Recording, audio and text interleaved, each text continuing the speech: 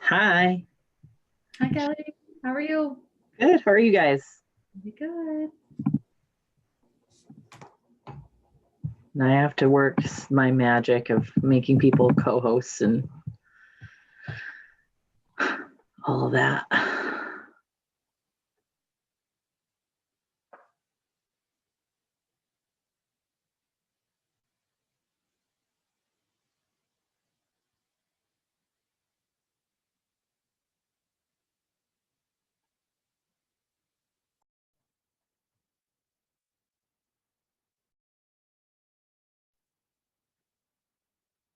Just doing a sound check. You can hear me all right, right?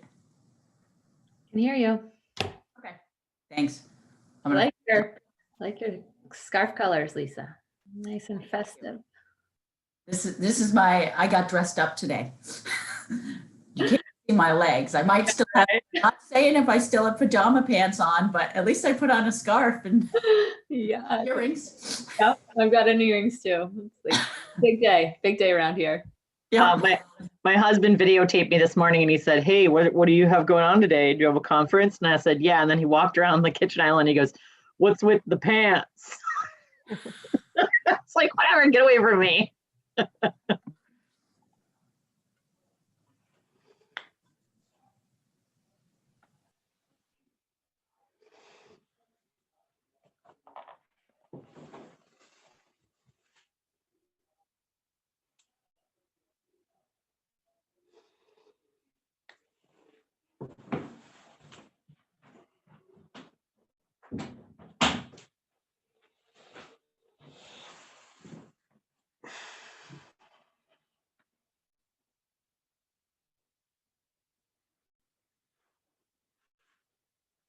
I just saw your message, Aaron, about the host. I'm the host, so I had to wait till the other call was done to start this one. Awesome. I just wanted to make sure I was not like missing something. So yeah, for some reason, 2 days in a row, I'm the person that's taking over that call. So I have to like wait till like 41 after or whatever to log in.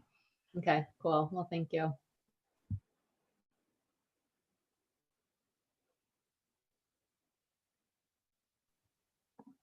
Hi, Aaron. It's so good to see you. Hey, Lottie. Nice to see you too. How's it going? Good, really good. Glad farmers market season's come to an end. I was gonna say, breathe a little better. Yeah. Yeah. Yeah, I'd love to catch up sometime. It's been a while. Be great.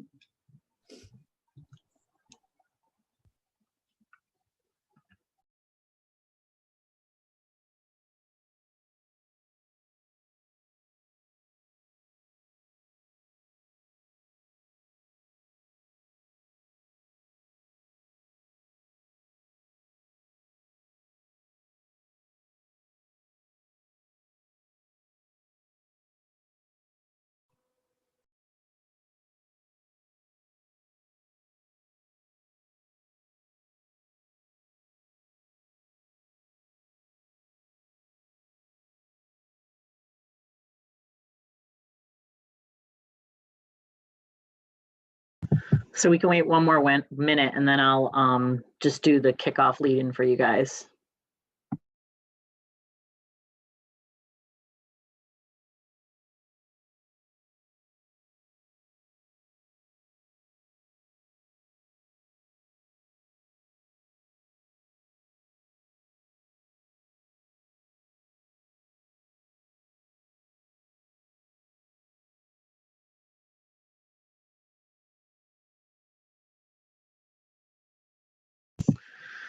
Okay, I think we should get started if you all agree, and that way we can have as much time as you need for discussion.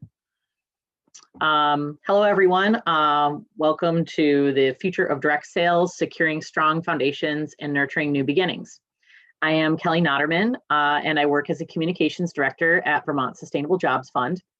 I would like to introduce today's facilitators, Aaron Buckwalter of NOFA Vermont, Alyssa Matthews of Vermont's Agency of Agriculture, Foods and Markets, and Lisa Chase of University of Vermont's Extension. Thank you all for coming. Before we get started, I'm going to quickly run through some expectations of the session. You might have heard this yesterday if you're on a different Zoom call. Please be sure your Zoom name reflects your first name and last name and your place of work, which I still have to fix mine. Please remain muted unless called upon or engaging in breakout room conversation. You can use the raise hand feature to let the host know that you would like to speak. You can also use the chat. And if and when it is appropriate, you'll be called on. And then please do not interrupt others. Please come to the conversation from a place of respect and kindness. Please note that these sessions are being recorded and will be shared on our website following the gathering. I'm hoping to have those up early next week. So if there's another session you'd like to see that you missed, you can go watch it. And I will be putting a link to the gathering website into this chat like I've been doing all over the place so far during this conference. And now I will turn things over to our facilitators. Thanks.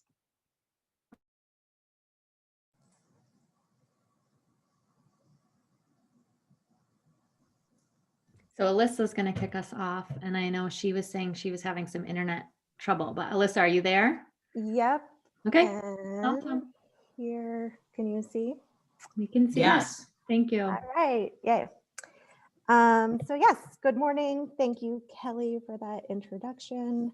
So this is the future of direct sales, securing a strong foundations and nurturing new beginnings. So as Kelly mentioned, I'm Alyssa Matthews. I work at the Vermont Agency of Agriculture, Food and Markets, and are co-facilitating today with Erin Buckwalter and Lisa Chase.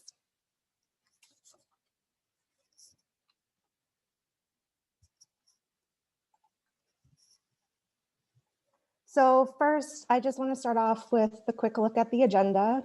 I'll be sharing some background, and which is kind of a reminder for most, but about the farm to plate plan development process, and then set the stage for the rest of the session. Then our co-facilitators will present the related briefs, and we'll have about 25 minutes for clarifying questions for the presenters, along with a group time for a group discussion to confirm priorities. Then we'll have a quick 15-minute break, and at around 11 a.m. we'll come back, go over the breakout process, and you'll have 35 minutes in small groups to discuss the prompts that we give you. And then you'll come back and report out all the key takeaways, and the plan is to wrap up at 11:55.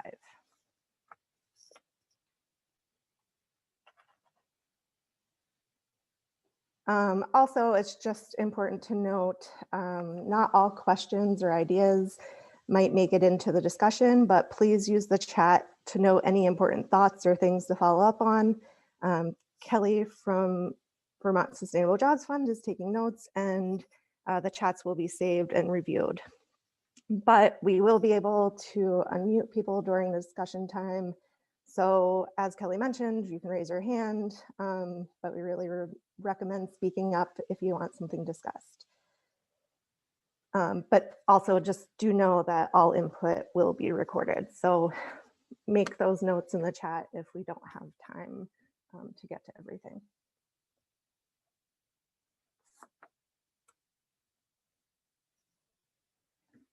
So the plan development process.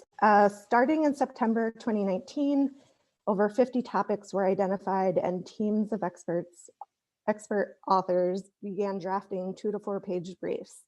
Part 1 was published back in January of 2020 as the Vermont Agency of Agriculture's Ag and Food System Plan. It included briefs like they focused on products like cheese, grains, grass-fed beef, and goats, direct and other local markets, and farm to institution and independent grocer, kind of like farm to retail markets. Part 2 focused on topics including slaughter and processing, specialty foods, major metropolitan markets, and issues like ag and food literacy and policy.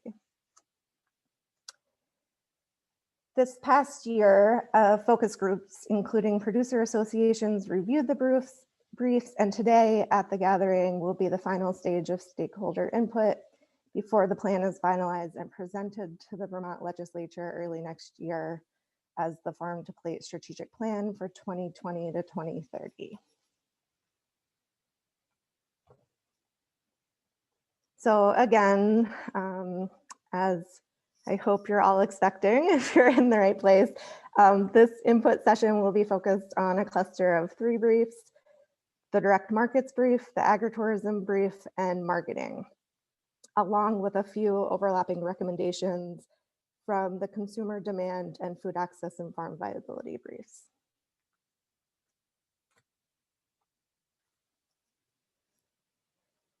And so to set the stage, we want to make sure you all keep a few questions in mind as the overviews of these briefs are presented, so that we can have a lively discussion later. So what is the most urgent to start addressing in the short term? Like 1, 3 to 5 years? What is most important to address in the long term? So over the next decade, what do we want to see? What is missing from any of the opportunities, issues, and especially what might be missing from the recommendations? And then we also thought it was worth noting that the first round of the briefs were written pre-pandemic, and the second round have been written as things within the food system shifted in response to the pandemic. So while we want you to be aware of this, the goal here today is to consider how the pandemic may have brought certain things into focus. And so some priorities may have shifted for the long term rather than discussing any of the short term responses to needs, even though those are important. And it has been amazing watching the food system come together around those needs. So think about these questions as you listen and start jotting down ideas and questions of your own. So after our short presentations, we'll have that time for your questions and discussion. And with that, I hand it over to Erin Buckwalter for the direct markets overview, which will then be followed by Lisa Chase and the agritourism brief. Awesome. Thanks, Alyssa. Nice to see everyone here. I was the lead author on the direct markets brief, but there's lots of other people on this call that helped out with it. So we have a lot of expertise in the Zoom room, and I'm really excited to dig into this a little bit more. So the first thing I wanted to do was just kind of paint a context about direct markets. For the last, I don't know, close to 10 years, up until the end of last year, I ran our direct market programs at NOFA, Vermont. And I always got a lot of questions about what is the state of direct markets? Are they stagnant? Are they saturated? Are they, ready to go? Where are their opportunities? And so this opportunity to write this brief came about shortly after NOFA had kind of done a deep dive into the state of direct markets. And so it was like super timely that we had kind of taken that opportunity to really look at what was going on with direct markets. And then of course, the 2017 census results came out too, which were really helpful, providing the context that comes out every 5 years to see how things were growing and changing. So this page has a lot of statistics. You'll see about 27% of all farms in Vermont sell direct to consumer. And so that could be through the farmer's market, through a CSA, through their farm stand, through some sort of agritourism. They're meeting their end customer directly. And that's 1,800 farms. So that's a significant number. And you can see kind of below that statistic, there's a chart of all of the different types of farms. And so, of course, diversified veggie farms are most likely to sell direct to consumer, but you can kind of, I won't go through the whole list, but you can read what types of farms are more likely to sell direct to consumer or not. And of course, the USDA Ag Census provides averages, but the average revenue per farm of those 1,800 farms is about $27,000 a year. So for some farms, it's 100% of their income, and it's much more than $27,000. And for some, it's just a little bit. But what we know is that direct markets play a critical part of the market channel mix for many farms. And kind of what we heard a lot in the last year, we also, I don't know if I coordinated a wholesale study in partnership with Farm to Plate and with Rose Wilson. And we heard that as wholesale markets were becoming tighter, more and more farms were relying on the direct market channel to kind of bolster their farm enough to allow them to sell at the wholesale level. So many farms are selling at lots of different channels, and direct markets is a really important channel for a lot of those farms that have diversified market channels. On this other chart, you can see the Ag Census amount of sales in the state of Vermont. So as you can see, consumers are spending more and more money in direct markets too. There was an increase of over 82% from 2017 to from 2012 to 2017, from 27 million to 49.9 million. So sales are still increasing, and in the last 5 years of the Ag Census at a much more rapid rate than we had previously seen. And this amounts to over 24% of local food and beverage sales in 2017. So when we think about kind of Farm to Plate and our goal of increasing local food, obviously direct markets make up a big channel, a part of that mix. I wanted to just read, there's a quote, the USDA Economic Research Service found that farmers who marketed goods directly to consumers were more likely to remain in business than those who marketed through only traditional channels. And that also for beginning farmers, having direct markets of their part of their business mix led to increased chances of business survival. So I think those are two, also, obviously I think direct markets are really important. So I'm just backing that up with some data from USDA. So of course we saw from the 90s to the early 2010s, the local food movement really took off. We saw a boom in direct markets. We saw amazing growth in the number of diversified farms across the state. But as the local food sector matured, which if you've read the kind of consumer demand brief too, and we'll hear about it a little bit more in marketing later, there's more competition, and we obviously caught the eye of large retailers and big corporations. And some of those kind of co-opted the local food vibe, but without really being local. I've seen gas stations selling local gas, which obviously is not something that we do in Vermont, have local gas. So, we'll see those kinds of things happening. And so consumers are kind of, it's a very prized value that consumers have. And as the competition has increased, we've seen farmers innovating. And so Lisa's going to talk more about agritourism. We've seen more flexibility in CSAs. We've seen a lot of different things happening. Great. So the bottlenecks that we could talk about are that as I mentioned, the claiming of local results in downward price pressure because there's just more local products out there, even though sometimes that's misleading for the consumer. And there's just a vying for customers that are looking for convenience, and there's more and more market channels out there. So there's online ordering, which we've actually seen a huge growth in since the pandemic started. There's meal kits, there's home delivery, and a lot of farmers are really getting in on this, especially given the pandemic. But there's just more and more opportunities out there.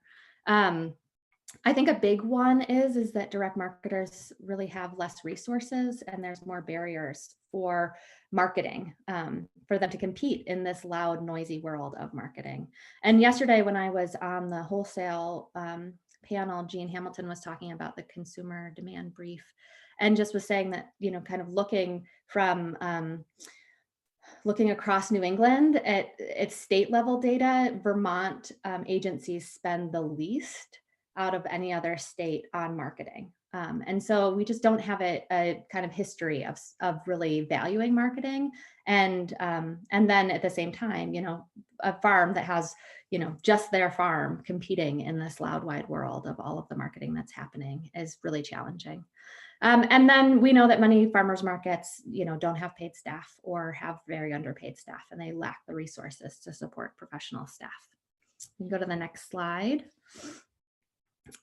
But there are a lot of opportunities. And so I put in this graphic, which I think is really important right now for us to think about. And this is something that we focused in a lot about in our research at NOFA on direct markets, that, price and taste and convenience used to be the things that, consumers shopped by the most. And we now see that consumers are now purchasing with evolving values. So things like the social impact, things like authenticity, things like transparency are becoming more and more important for consumers. And I think that is a huge opportunity for our farms, because that's where we really shine. We are authentic. We have really good transparent practices, and the evolving values that consumers are caring more and more about, we can compete better than on things like convenience or price sometimes. We also have been doing collaborative marketing campaigns to really support producers and farmers. Those happen with the state. We've been working, for example, Dig in Vermont and VDTM and NOFA Vermont and VSJF, lots of acronym groups working together to really try and promote direct markets and other market channels. And I think that we can only grow on that. There's a lot of opportunity for us to use all of these really strong relationships that we have in the state to continue to support direct markets. We've seen online technology really take off a lot during the pandemic. And I think, for that, producers can really grow their, sorry, someone's trying to call me. Sorry, turned it off. We can see farmers and producers really getting out there in front of people in a different way, and hopefully also connecting with people that maybe came here from out of state and want to go home, and being able to continue that relationship. So that's a really cool thing too, to be able to continue that, face-to-face direct relationship, even online. And then we also have a lot of direct markets that participate in public health or food access programs. So there's a lot of direct markets that accept EBT cards through, accept 3 Squares Vermont food stamps and other programs like that. And so that's a way that direct markets are really trying to make sure that local food is accessible to all people of all incomes across the state. And so that's a really important piece as well. Okay, we can go to recommendations. So these are the recommendations that ended up. There's in the brief, there are many, and I'd love to hear kind of what you all think might be missing. But we suggested providing annual funding to the tune of about $500,000 to fund collaborative marketing statewide. And I think that is a really kind of critical piece to competing in this increasingly competitive world. Another recommendation is to provide funding for positions to provide resources and marketing support to direct markets and for the Vermont Farmers Market Association. And so ideally there would be a full-time position working with direct market farmers and a full-time position working with farmers to provide that kind of support across the state. We know that for many markets, our flagship markets around the state, that the location that they are held at is kind of one of the biggest challenges for them to maintaining, so when, for example, the Burlington Winter Market, when Memorial Auditorium decided to do their renovations, they had to move to UVM, and the cost at UVM is very high compared to what it was. And, and the summer market had to move from their location at the town, the city park down on Pine Street. And so, markets don't have a lot of security in their site, and that's a really big challenge for them. And so it would be really awesome if we had some kind of places and resources dedicated to purchasing sites for some of these flagship markets so that they can really have infrastructure and security going forward. Another is to include farmers markets in business assistance programs, kind of like the Farm Viability program for farmers, but also to provide stipends for markets to dedicate a staff person to participate. And so what we've seen, when a farmer participates in, say, Farm Viability, they have a really vested interest in the outcome of that because it affects their business and their livelihood. But a staff person from a farmer's market doesn't necessarily make more money just because the market is doing better and the farmers are doing better. And so for them to really put in all of that extra time and effort and energy when they're not necessarily getting paid any more than they would be, and the market doesn't as itself generate more income, but the farmers do, that's a really big lift to ask for. So, and then we, really want to increase direct markets' ability to support food access programming. Part of that is making sure they have access to EBT machines and help covering the costs of those expensive machines. There's new technology coming out, hopefully soon, that will decrease the cost, but that's still a barrier to entry for many markets. And then the last recommendation is to really figure out ways to develop peer-to-peer kind of sharing best practices and success stories between producers. And so, we do that through some workshops, but there could be a more systematic way of doing that, and just getting out what's really working with producers out more quickly to their peers so that they can learn from that too. Okay, I think that's it for me. We can go on to Lisa. Thank you. Thanks, Erin and Kelly and Alyssa and everyone for joining us today. Feel free to type into the chat at any time, questions, thoughts, ideas. I'll bring up pick your own mic. Don't worry about it. So Mike put in the chat, no mention to pick your own. And I'm going to say that is the perfect segue over to me. What is agritourism anyway? People use that word all different ways. And I promise I'm not going to go down that rabbit hole of definitions and getting, that there are academics all around the United States and colleagues in Italy and South Africa and all over the world actually digging into, agritourism or agriturismo. If you're in Italy, what is it and what are the standards? And there's a lot of controversy and conflict there. So I'm just going to gloss over all the controversy and say that there is agreement that the core, looking at this graph here, the, this middle piece here, where there is agreement is that agritourism is taking place on working, real, legit farms, and it's activities and experiences that are, or product sales that are deeply connected to agriculture. So for example, immersive overnight farm stay experiences where you're learning about the farm while you're there. That's a classic example. Actually, that's how Italy started with agriturismo. Farm to table experiences on the farm using the local product. That's another classic example where educational field trips, where there's agreement. And there's 5 different overlapping categories. Direct sales, as Erin was just talking about, education, which actually there's another group right now talking about education. The next decade of ag and food system literacy and education is going on right now. And I was like, I want to clone myself and be at both at the same time, because agritourism is exactly in that middle space or that overlapping space. And also hospitality, entertainment, and outdoor recreation. These peripheral tiers out here, the parts out here are where there's disagreement. So it could be, very closely connected to agriculture, but take place off the farm, like farmers markets, for example, or county fairs that take place off the farm. Or it could take place on a working farm, but maybe isn't so closely connected to agriculture, like say, weddings that aren't really using the local products and are, mostly just using the farm as a backdrop, or, some types of outdoor recreation. So anyway, I'm not going to get into the nuances and the deep controversy and debate out there, which some of you may not may not be feeling quite as passionately at this moment as I do, being caught in that world of agritourism debate and dissension on the definition.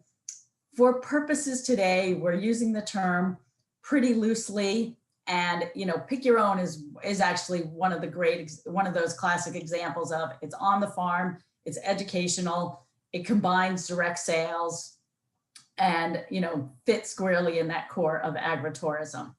Could I have the next slide, Alyssa? Thanks. So now that we've kind of dived into the wide range of definitions related to agritourism, and as this, it still is a weird word, like some people just don't like for one, it's got tourism in it, and a lot of people don't like the word tourism. So I should clarify that school kids from, 2 blocks down the road coming over to your farm for a field trip, that counts as agritourism, even though they're not tourists per se. Looking at trends though, first you got to define it in order to measure it. And I am going to say all the numbers here are pre-pandemic. And what's interesting about agritourism, because it is so broadly understood, different sectors have been, different segments of it have been affected very differently by the pandemic. So for example, looking at this suitcase here, this is pre-pandemic numbers. Vermont typically gets about 13 million out-of-state visitors, and they bring in close to 3 billion in dollars, direct dollars, not including the induced and the indirect effects. And they're here, a good proportion of them, almost 2/3 are here to buy Vermont products, and about 1/3 are here to visit farms and farmers markets, and even more are here to participate in food and drink experiences. Well, they may or may, if they're here now, they're here in much smaller numbers.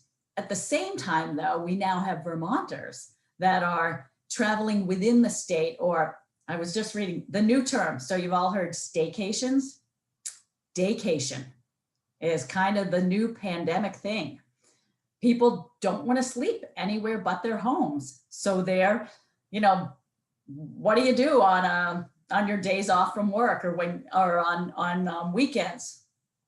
You go to the apple orchard for a U-pick experience, or maybe you drive to another part of the state to go on a farm walk at a farm you haven't been to before. So we're seeing, while the out-of-state visitation is way down, of course, we are seeing a big uptick in day trips, and as Erin and others have mentioned, more local spending within communities to support their farms. The numbers here in this chart just show, again, pre-pandemic, a steady increase, trends over the past couple decades of increases in farms that are willing to open to visitors for product sales and for experiences. Can I get the next slide, Alyssa? So I worked on a brief with a great group of people, some of whom are here today. Let's see. So yeah, I'm looking at the list and thinking, sadly, some of them, like Karen Ballard from the Vermont Chamber of Commerce, tourism has been hit hard. So she was furloughed and then retired, but we've still got our farmers involved, like Beth Kennett from Liberty Hill Farm, holding tough, even with a downturn on both dairy and overnight farm stays. Alyssa contributed, as well as Heather Pelham and Sarah DeFilippi from the Vermont Department of Tourism and Marketing, Tara Pereira from the Vermont Fresh Network, and Vera Simon Gnomes from the Farm-Based Education Network, who's probably 2 Zoom rooms over at the Zoom session on ag and food system literacy and education. Talking about the bottlenecks, there's a lot of overlap here. And actually what I think this session will be really useful for is highlighting some of the overlap and some of the differences between the briefs. And then of course, identifying priorities. So, like direct sales, agritourism requires new skills, marketing, customer service, hospitality. It's not just food production anymore. The regulatory environment, zoning, regulations, and permitting, that can be very challenging and very confusing, and also varies. You know, we've got the statewide as well as national and then local regulations. So that's something that especially our extremely creative farmers coming up with new ideas and new ways to sell product and bring people on their farms. You know, they're way ahead of the regulators there, and it can get confusing for everyone. And then there are a number of reasons why farms don't get involved in agritourism. And one of the ones that we especially hear about is liability and safety. And this safety issue is even stronger now that we've got COVID, and quite a few farms that used to be open to visitors in one way or another, either they've reopened or, you know, stayed open during the pandemic with substantial changes in the way that they interact with customers, or some of them are taking a break and waiting till it feels safer before they open up again. Can I get the next slide? So looking at opportunities though, we see certainly before the pandemic, huge demand in visiting farms in Vermont and around the world. Things have changed during the pandemic. Demand is much more concentrated and localized, but and I hear this nationwide actually, and there are quite a few states that are way more open than Vermont. We are, you know, I'm sure you realize we're one of the strictest states out there in terms of visitation and tourism. And what I'm hearing from colleagues around the country is people want to travel and stay overnight at farms and have these, you know, amazing agritourism experiences as one of the few safe and healthy ways to do something with your family, to take a vacation with your family during the pandemic.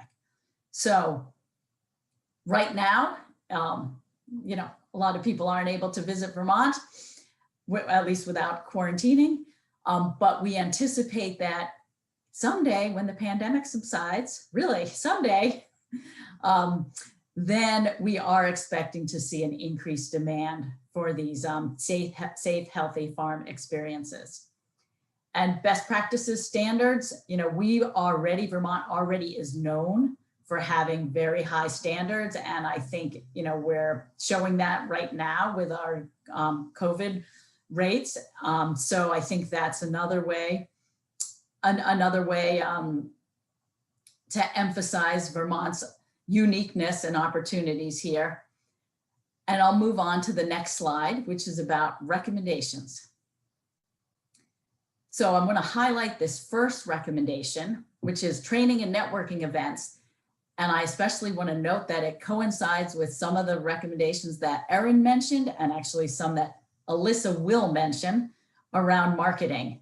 So, you know, whether it's bringing farmers together to learn from each other, or also cross industries, farmers, tourism, education, bringing them all together, that's something that's needed in part for personal and professional development, but also for the development of a statewide agritourism and marketing strategy. We heard that a little bit with direct sales. We're going to hear it more in marketing, and agritourism is right on board there with the need for all of us to work more closely together. Maintaining those high quality standards, I think, you know, Vermont is in a good place to continue to lead in that respect. And there's always more need to understand the market and also examine legislation, particularly around limited liability insurance, limited liability statutes for agritourism.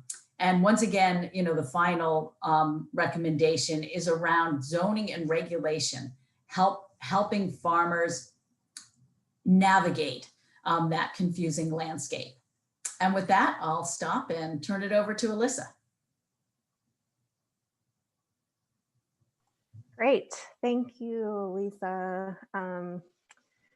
And with that, so in addition to the direct markets and agritourism briefs, we thought there was some additional overlap with a few other briefs. So I'm going to quickly go over the marketing brief along with a few related recommendations from the consumer demand and the food access and farm viability briefs, as I mentioned earlier. So as demand for local food has grown, so has the number of producers striving to fulfill the need. Erin kind of touched on this a bit, but this has led to decreased market share for many, expansion and consolidation for a few, but also sadly demise for several. The direct market relationship is a powerful marketing tool. Producers can sell the product by telling their story and interacting with the consumers. Additionally, local is a product feature. As it's used more widely, its value decreases. So local producers need to keep innovating. And with market saturation from direct to retail settings, local producers must increasingly invest in their marketing mix. So we'll talk about the 7 Ps of that marketing mix in a little bit as well. Just a couple of related bottlenecks and gaps from the marketing brief that were identified include the fact that investing in promotion and branding is essential to building brand loyalty and price resiliency, but it of course adds time and expense that sometimes our small producers do not have. Direct sales locations may also be self-limiting regardless of the costly marketing investments. So for example, a farm stand on a remote dirt road, no matter how much that farm spends on marketing, there still might be a limit in terms of the audience that they can reach. Investing in adequate people and processes to support the needs and needs of the business and make the needs of the customers that also can be cost prohibitive as has been also mentioned. And often producers don't tie marketing strategies and budget to measurable goals and objectives or measure performance regularly to assess impact. And sometimes they don't update their marketing plans as needed following this sort of review and analysis. So those are all kind of some needs that could be turned into opportunities.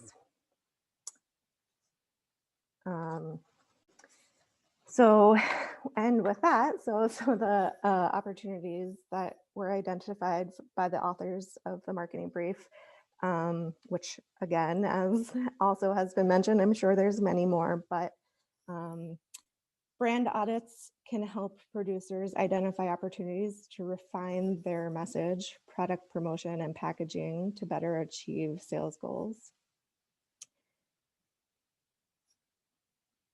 Along those lines, creative point of sale and packaging materials and marketing what is unique can attract attention to a product even if placement is poor. Guerrilla marketing tactics, like using unconventional interactions, can be an affordable way to establish direct contact with customers.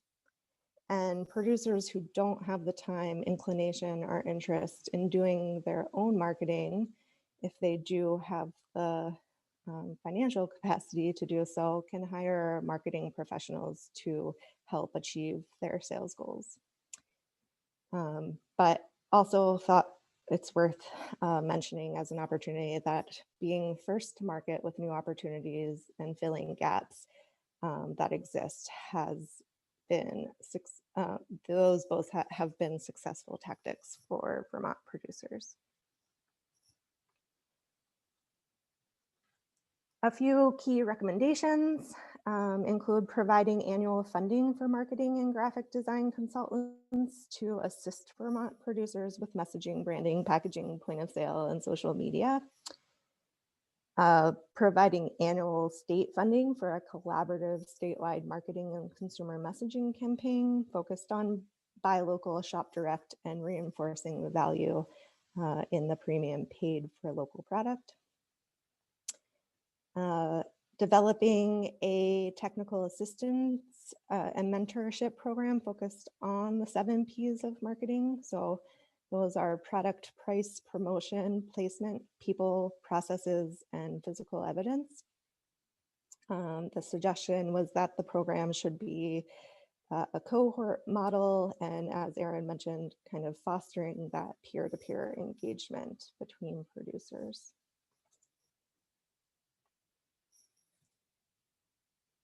Other relevant recommendations from consumer demand and the food access and farm viability briefs include providing funding to the Farm to Plate Network to host quarterly collaborative marketing summits in partnership with the Vermont Agency of Ag and the Vermont Department of Tourism Marketing for food and farm businesses to improve marketing skills and understanding of consumer demand.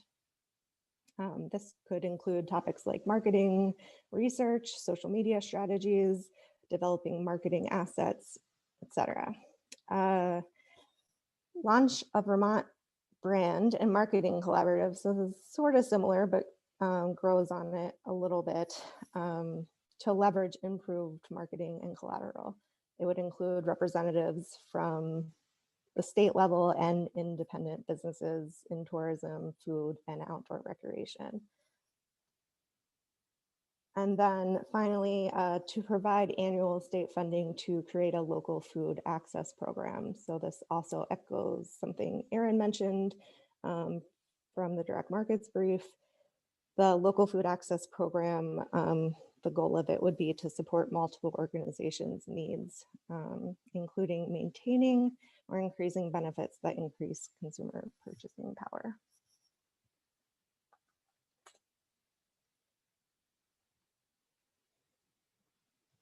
Okay, so that was a lot, but hopefully you can see how these briefs that we pulled things from all kind of fit together. And I think it's interesting to see that some of the recommendations from the different briefs also echoed each other, even if the authors weren't all the same authors.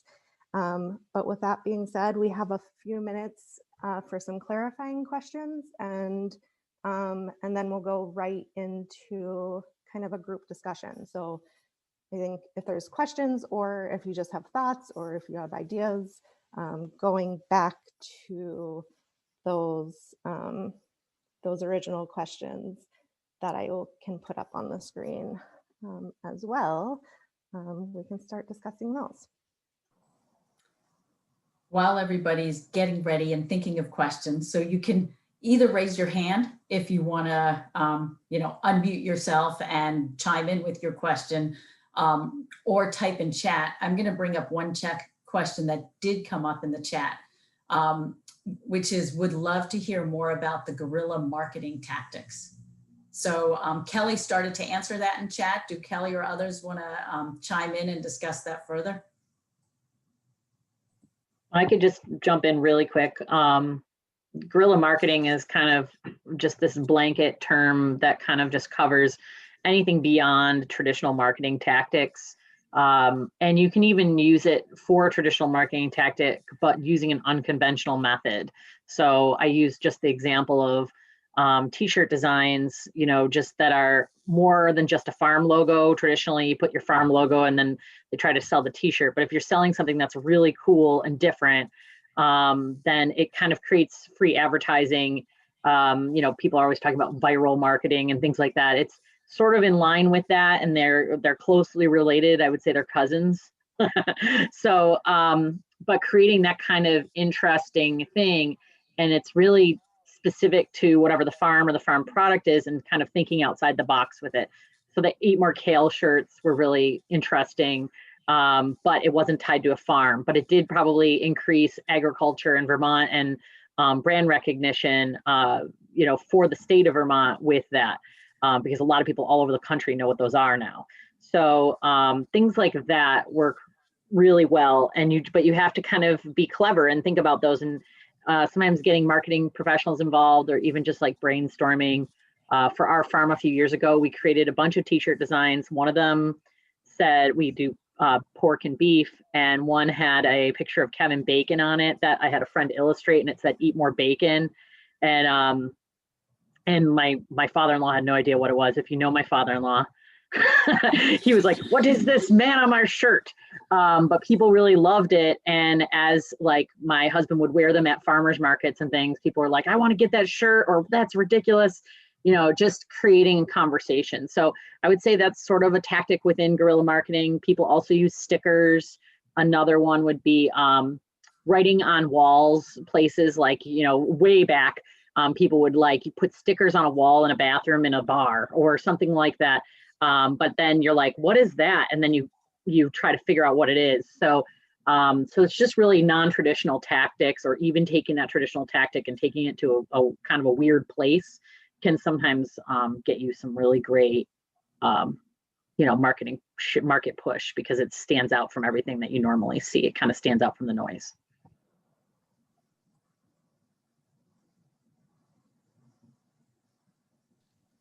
Hey, can I add to that, Kelly? Hi, Kelly. I would also say that in regards to like the idea of guerrilla marketing or viral marketing, or, to be viral, you can't automatically do something and like hope that it's going to become viral. And regarding guerrilla marketing, or just the idea of doing quirky stuff and fun stuff, I think it also, and chime in here, Kelly, because and anyone else, but I also think it still needs to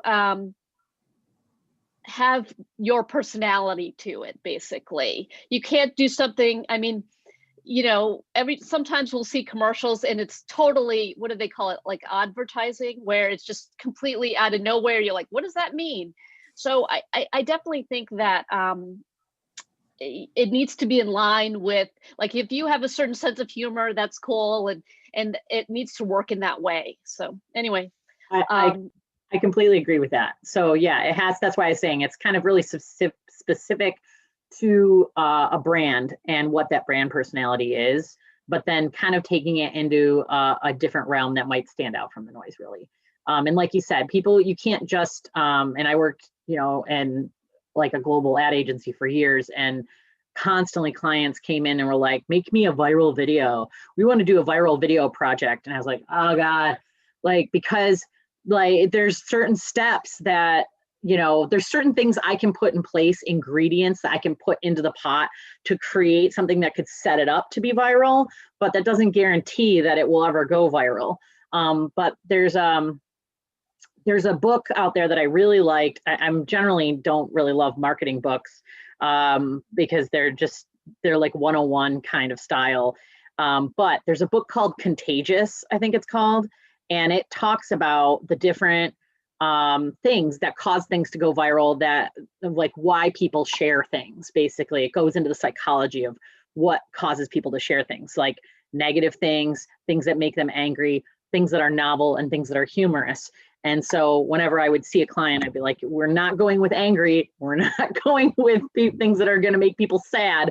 So let's go with humor and novelty. And, that's a very small window, and it's really hard to be funny. So it's really hard to be viral. It's really hard to do guerrilla marketing, but it can be done, and it can be done in a really fun way for a brand. Great. Thanks, Kelly. Those are all great tips. I just wanted to go over to the chat really fast. Miyako from Burlington Farmers Market put in a few comments, and I was just wondering if they felt comfortable elaborating a little bit more on the thought about creating more. We've been talking a lot about content creation at the Agency of Ag, and so just wanted to see if there was any additional words. Hi. Yeah, no, I think one of the things that is genuinely great about Vermont is we're small and there's such a uniqueness to the brand already. And so I think one of the hardest parts in working with our vendors is they feel icky about that, like creating they don't, even though they are creating a brand, they kind of feel icky about telling their story or their production story. Like there's a lot of value of talking about process. And I think there just needs to be, we want more people to fall in love with our vendors. We want more people to fall in love with agriculture in a more unique way, not just on the, it tastes great, but like process and what makes Vermont the way it is. I think that's why I fell in love with Vermont because of the Burlington Farmers Market, the way it was laid out and the way the stories behind all of the vendors' stuff. So I think there's a lot to be said, like the more depth than also just the guerrilla marketing is great to attract people and that awareness. But I also think there's a lot of value of the depth of all of our producers and what they bring to the table. I think that's what makes Vermont stand out. So there's that. And then my other comment is like the timing of talking about having a flagship locations and all that stuff couldn't be more perfect because we're in the middle of negotiation of where we will have a home. And I know the same thing has happened for Montpelier as well, and a couple of the other markets, and talking with all of them. And in the midst of this pandemic, we've tried making everything work. And we just need to be recognized as having a place, just like we have our wonderful tourism locations, in terms of our rest stops as hubs for of showing what Vermont produces in other ways. I think it would be a great opportunity to be kind of those anchor locations. And so I don't know, the timing of that recommendation couldn't have come in a perfect time.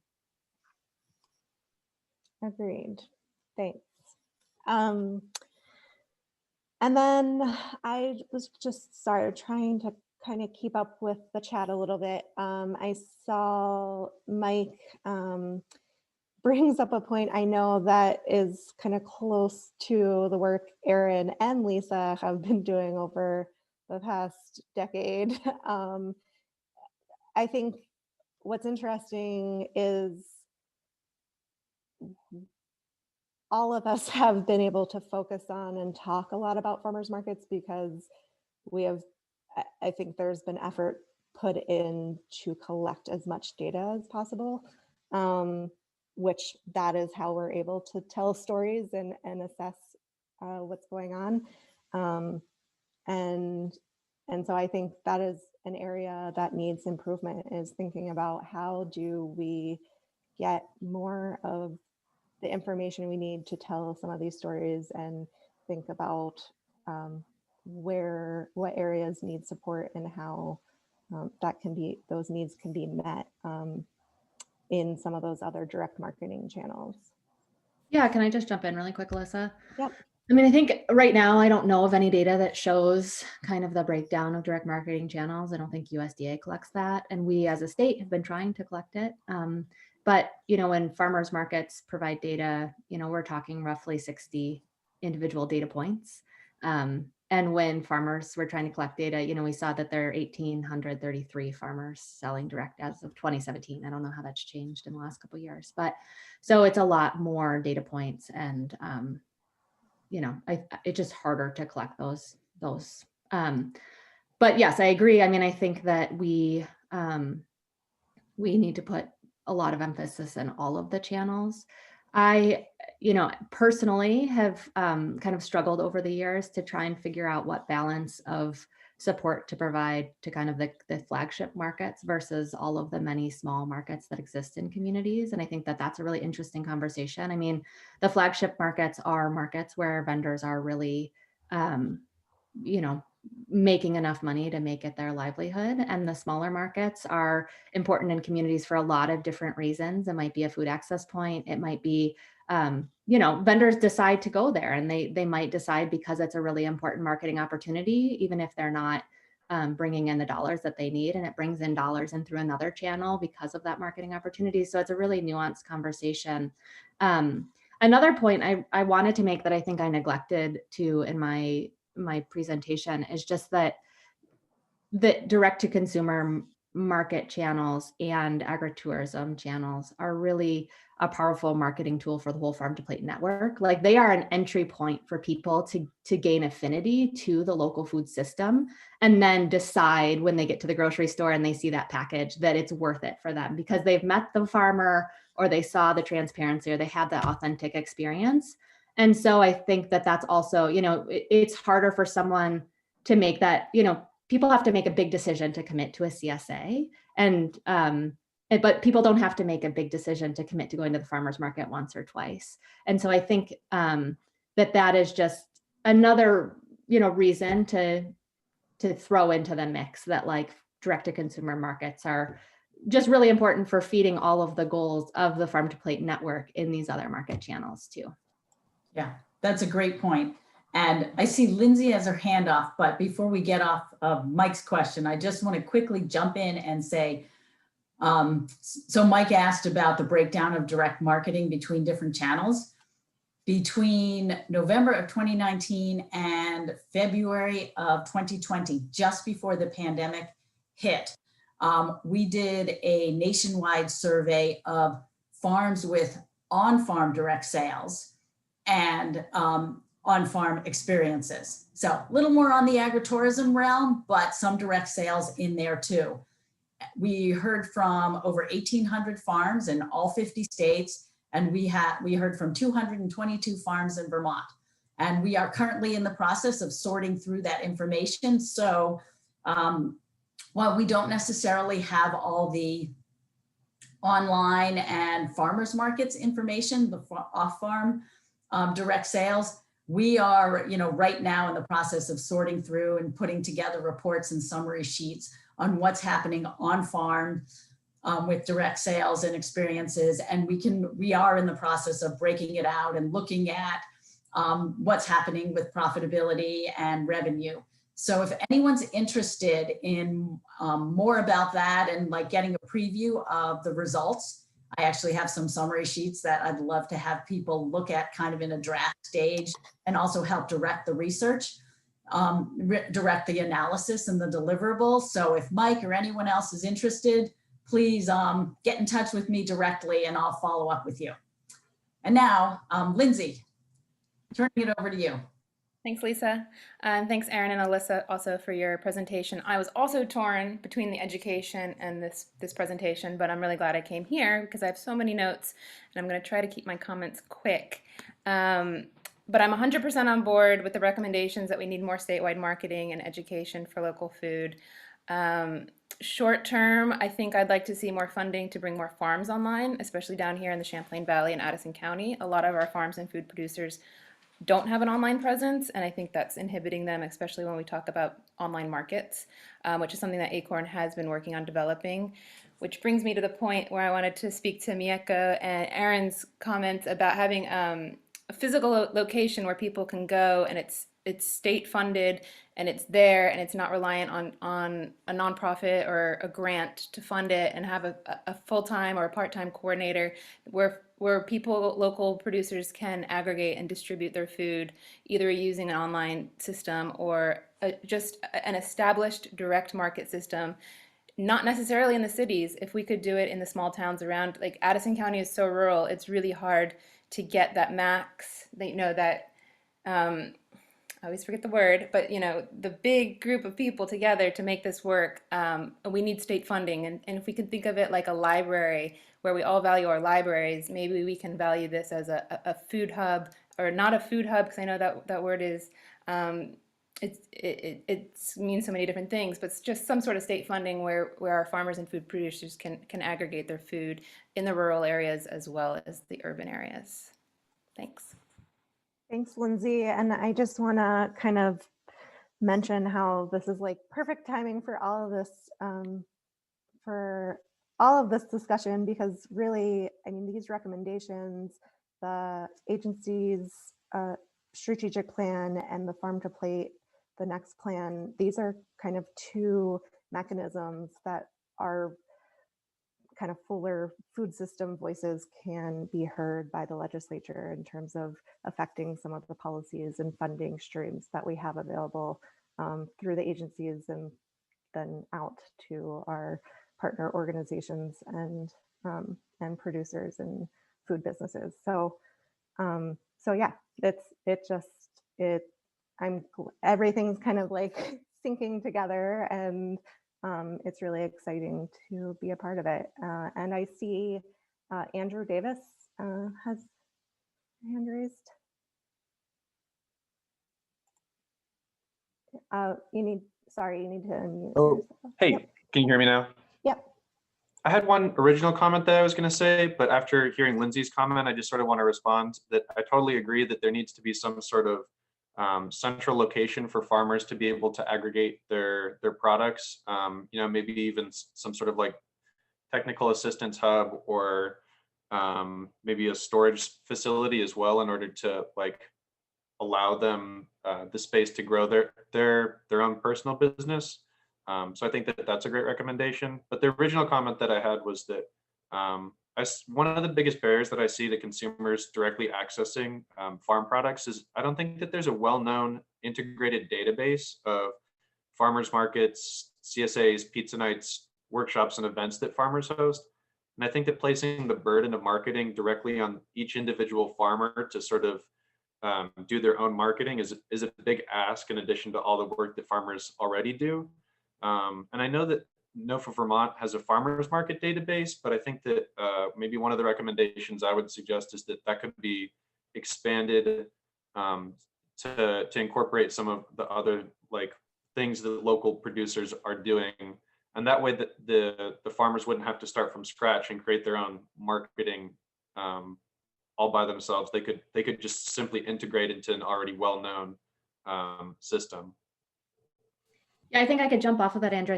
I think that there's always work to do on our directories to make them more streamlined and usable. At NOFA, we are currently in a website update process, and we have a farmers market, a CSA, and a farm stand pick your own directory, and we're trying to like wrap them into one so that people don't have to go to 3 different pages on our website. Yeah. But also I wanted to highlight Dig in Vermont, which is really the state's, I think, attempt at trying to house all of those things in one place. So I think that's, maybe something to take a look at. It has farmers markets. It has basically any on-farm or agritourism opportunity, including many direct sales, farm stands, pick your own, et cetera.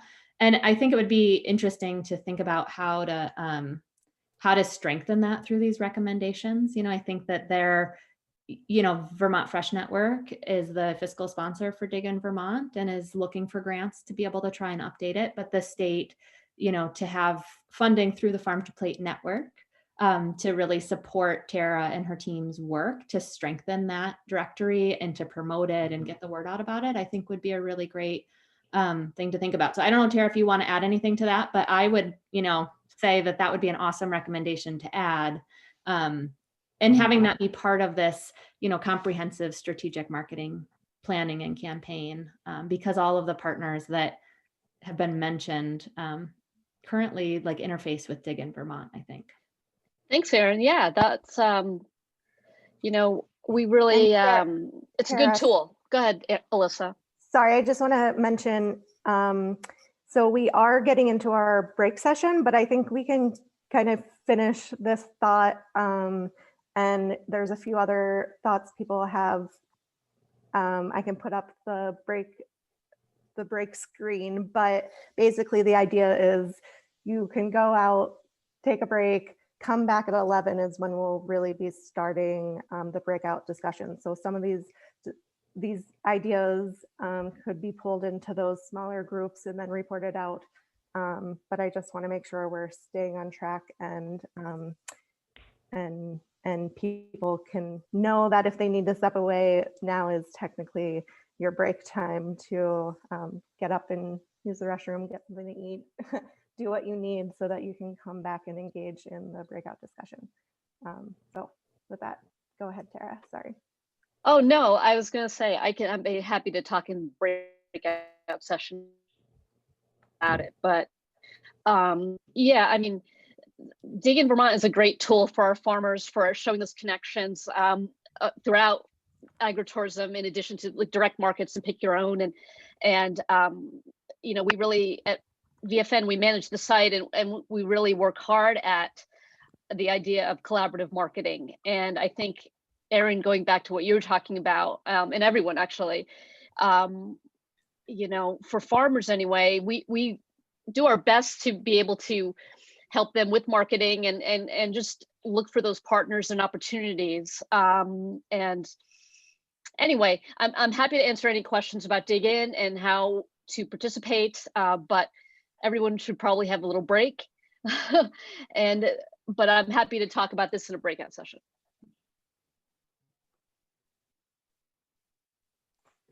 Great, thanks. And with that, why don't we officially say we have a 10-minute break, and we'll come back at 11 a.m. and kick off the next portion of our morning.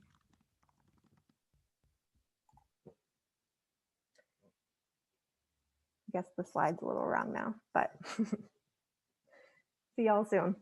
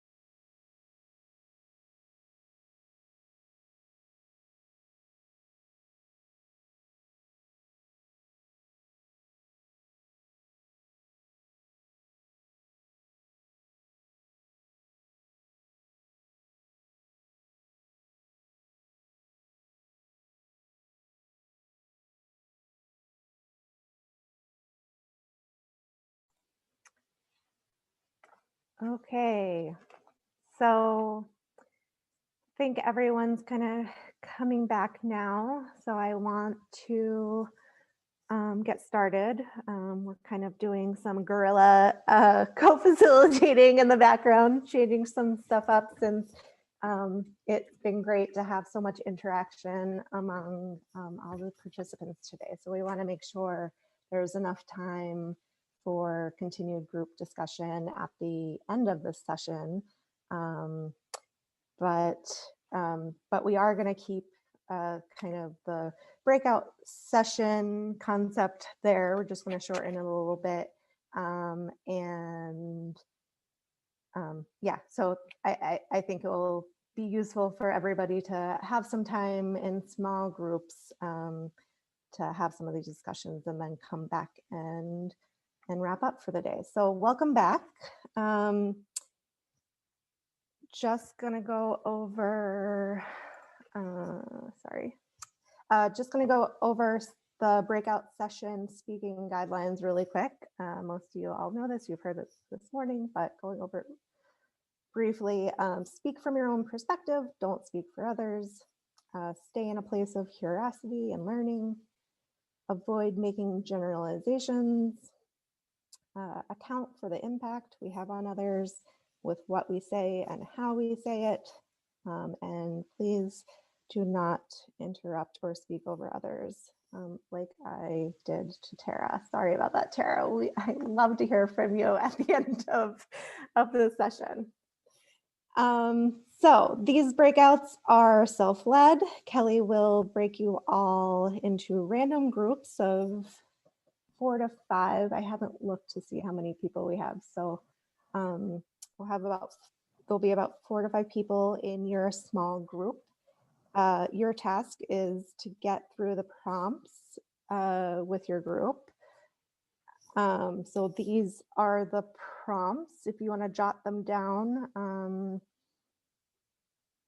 And we'll go over them really fast before we get started. But your task is to kind of go through the prompts with your group, make sure you take down notes and have somebody that is willing to do the report out when we all come back. And we'll talk about some of the key takeaways and yeah, with that, why don't we go over the questions to discuss? So what are the most urgent recommendations and what role do you see the network playing?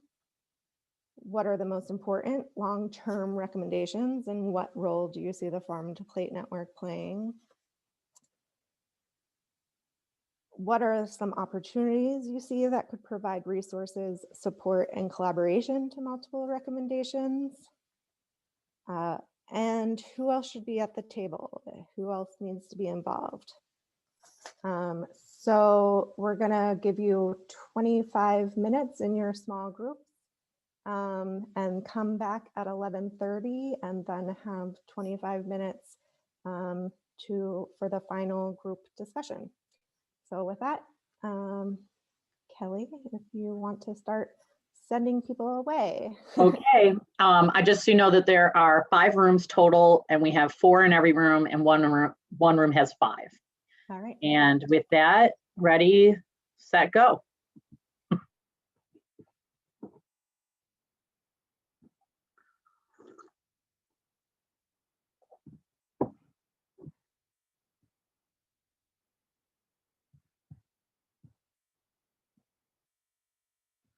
Looks like I need to assign you Lottie.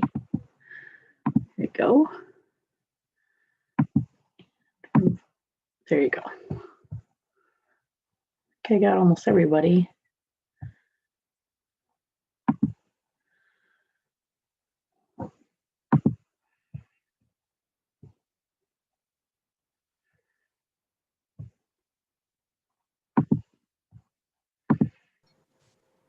Ginny, what organization are you connected with?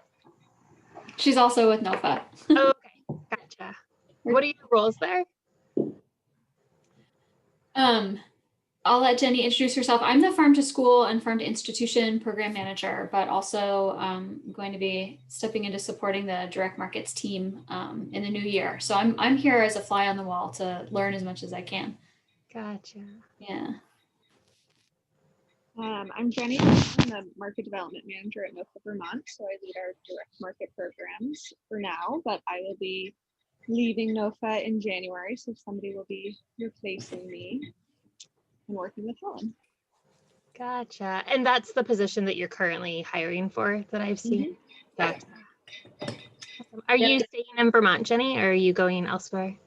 I'm staying in Vermont. I'm moving up to the Northeast Kingdom where my partner and I have a sugar bush, and I'll be helping out with that and then going to herb school. That's at VCIH or somewhere else. That's awesome. Congrats. And Lily, what's your role at CAE? Yeah, I'm part of the business services team. I think we've changed my title to outreach coordinator, but really it's a lot of direct marketing and branding support with both our farm and food businesses. So that's about 50 businesses a year.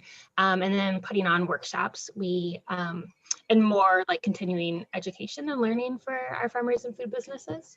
We just partnered with the Center for Women in Enterprise, and we're offering like in-depth 10-week business sessions for new farm and food businesses, which has been really exciting collaboration and figuring out how to add some more cohort-based and long-term support.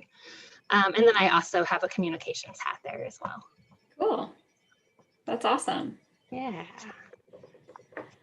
And then I do communications director at Vermont Sustainable Jobs Fund. So I do a lot of the communications work for Farm to Plate, but also for all of our other programs as well. So we also do the Vermont Forest Industry Network and manage that, and our overall business services, which we do clients, and we have a climate economy business accelerator called Delta Climb VT. And I do all the communications for that as well. So I have like 5 different programs that I do communications work for. So yeah, and I've done some stuff with Lily before. I love her. The feeling is mutual. Yeah, we've gotten to have Kelly put on workshops with us. I think the last one we did was like a week or 2 into COVID, which we hosted remotely, but was for farmers planning their marketing schedule for the summer. So that was timely and just what no one thought it would be. It was great. It was like all women too, except for one guy. But it was like these amazing women farmers. And it was just it was like a spot of sunshine and like what's going to be happening for the coming months. And at that point, we didn't even know how long that would be going, but that we'd still be here now just doing e-calls with an entire conference. Right. So would you like me to take notes, or would somebody else want to, or? That would be awesome. If I will offer to be note taker. Awesome. Thank you, Kelly. Welcome. So I did take a picture of the breakout discussion. I could share my screen if you want me to. That'd be awesome. Okay. Can I do that? I don't know. Yes, I can.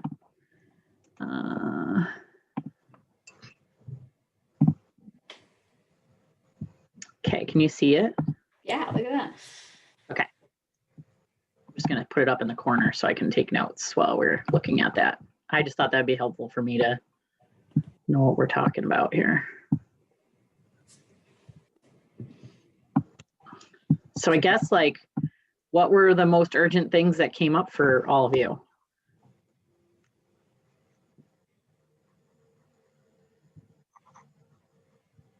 I mean, for me, the peer-to-peer cohorts, I think, are really important because I'm big on that. I feel like that helps when we have peer-to-peer work together. And I know, Lily, you've done a lot of that at this point too. Yeah. I see bigger results when people are working together and they don't feel siloed by themselves, especially farmers. Mm-hmm.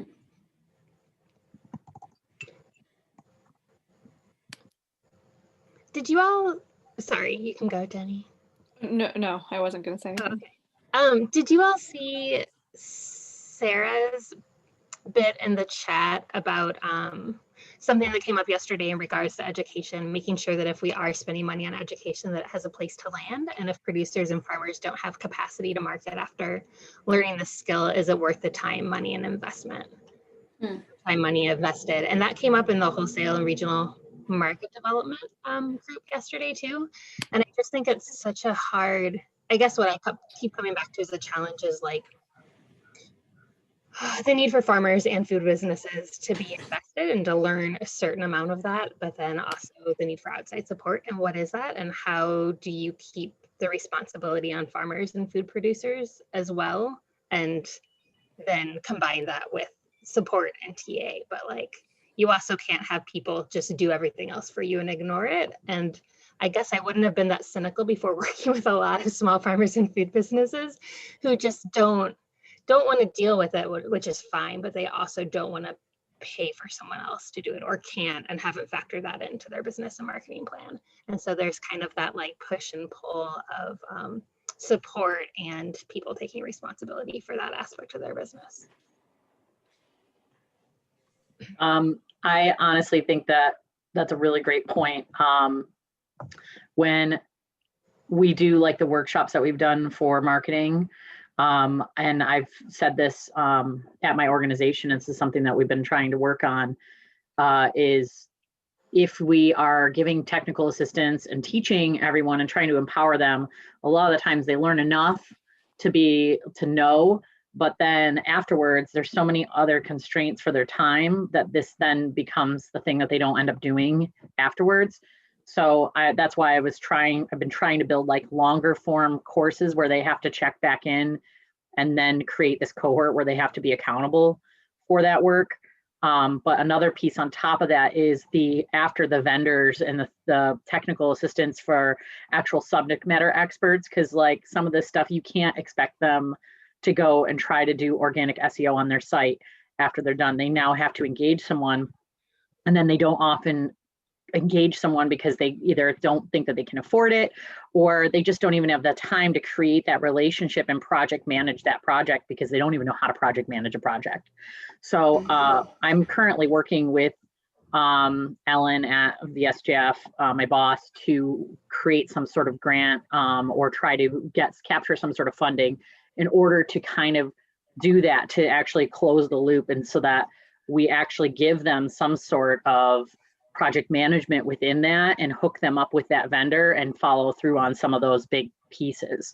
Because I feel like that's the thing that's missing every time I give these workshops, is that afterwards there's no follow-up happening.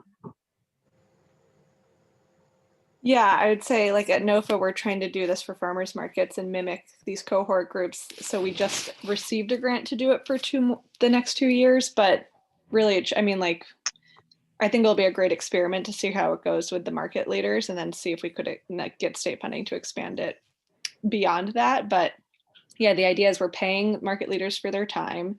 We're giving them peer-to-peer learning opportunities and then hooking them up with a coach to like help with that follow through, so that after they learn everything in the workshops, they have somebody holding them accountable to figure out how to actually make that happen. And then there's, beyond the cohort program, will be additional funds to either help hire folks that they might need to help them, but like they kind of have to figure out what they want to do and come to us for TA money. But I think I'm really hopeful that that will be a good model for like a statewide program, and we can't just keep relying on us getting grants to make it happen long term.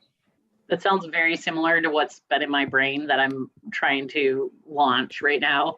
So it's like a very similar thing, because if you don't have the follow through and you don't have the help, and then at least offer some additional funds to do some of that project work, you don't really see it going anywhere. We found that when we did Farm to Plate, helped get Ranching for Profit, which is like grass-fed, livestock-based training here, and it's really like giving ranchers and farmers a business course, not so much marketing, but more of like business, but marketing is part of it. And then they can also pay to be part of like this cohort afterwards. But we also offered grants to them to do something that they learned in that training school, which was a week-long, really intensive school where they stayed in a hotel and went through everything, but they got grants in order to do some of the things that they realized that they found during that. So it helped with more follow through, and I really think that that worked. So I'm trying to mimic that for basically all the SGF's businesses, not just for a farm. But cool. I think the farmers market, building those cohorts, training, coaching the follow through, and then those additional funds, I think that's the piece that's missing, is the follow through and then the additional funds part. Mm.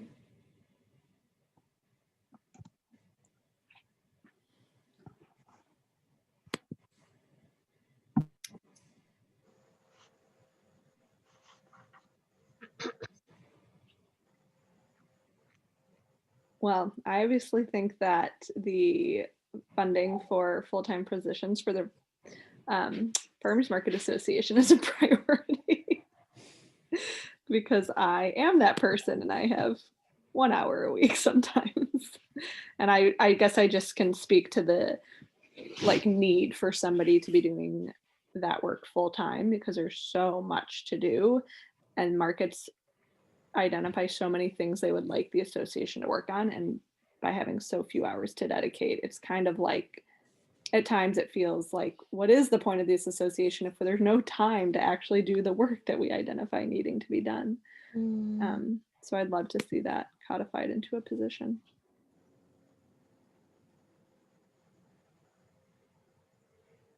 That makes me think that an opportunity is really deepening the connection between all of those associations. Like, I think that we talked about Diggin and the Vermont Specialty Food Association, and there are so many great statewide food associations that don't seem to talk to each other.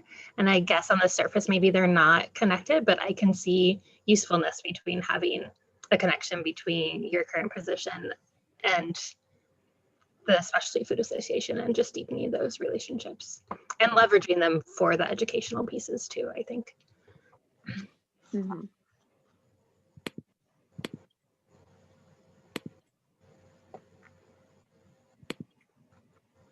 So Lily, if I was capturing that, would that be like basically building more relationship between those organizations?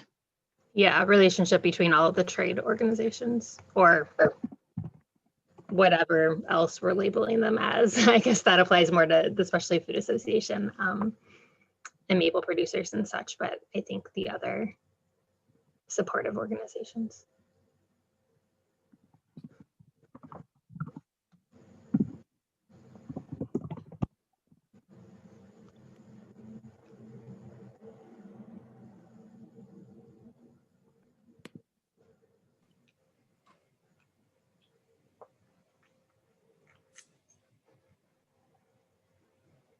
I need to stop sharing for a second. I have to see it. Oh, here we are, 10 minutes and 45 seconds. I'm like, I'm hosting the meeting as I'm trying to participate in the meeting, and I'm like, ah. Mm-hmm.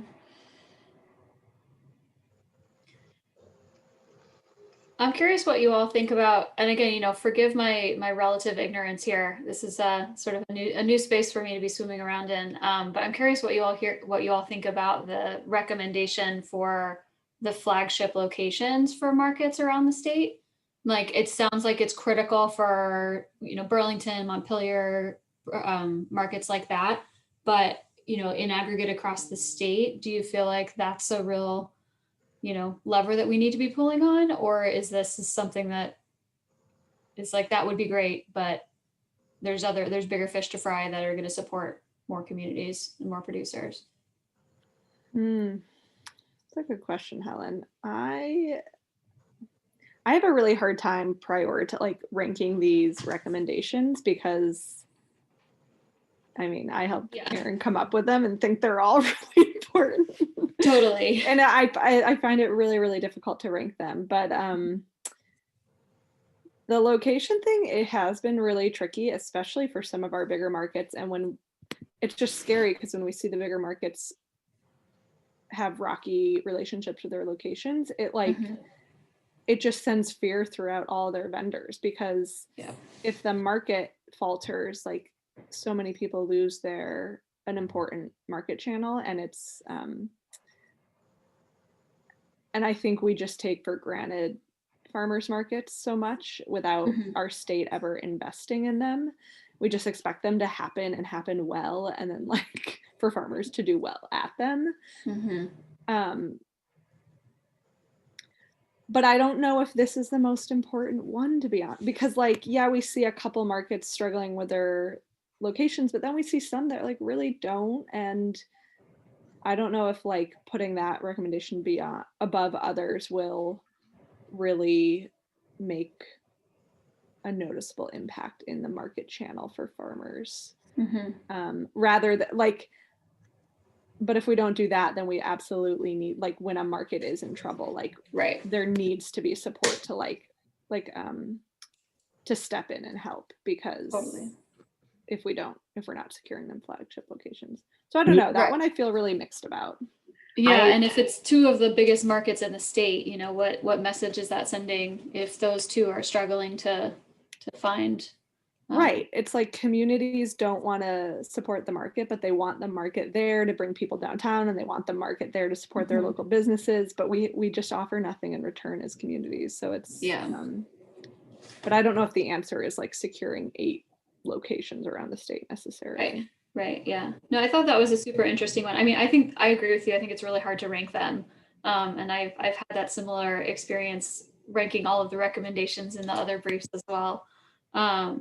But yeah, that was just, it was interesting to hear a conversation about that earlier. So I didn't have a strong opinion on it. But as a farmer that's used farmers markets, and I've seen them fail, specifically South Burlington. And that was a very strong, it was a weak market. It became a strong market. And then they moved the location to the mall parking lot and killed the market. And we put a lot of effort into that market and growing customers at that market year after year, and winter lists so that we can be providing them meat throughout the winter. And then when the market starts depleting to the point where we're not making any money at all going to the market, but we're paying all these fees to go, and the market managers aren't doing very much to market it at all. So we're doing all the marketing for the market. It eventually pulled out of that market, and that market eventually died. And that's such a shame, because we really built a huge amount of customers there. And it just never, it like kind of started to get better, and it was getting really great. And then they like just killed it by changing that location, because, and I think, I don't know what the history of that was, but it was like they wanted to serve alcohol or something and they couldn't. So they were going to do tasting, and they never even end up doing tastings. I don't know. So it really disappointed me. And same thing with, you know, Stowe is always up in the air with that location, and we're a very long time vendor there. So I think like the location for Stowe is the perfect location. And now every once in a while, it's like there's the threat of it not being our location anymore.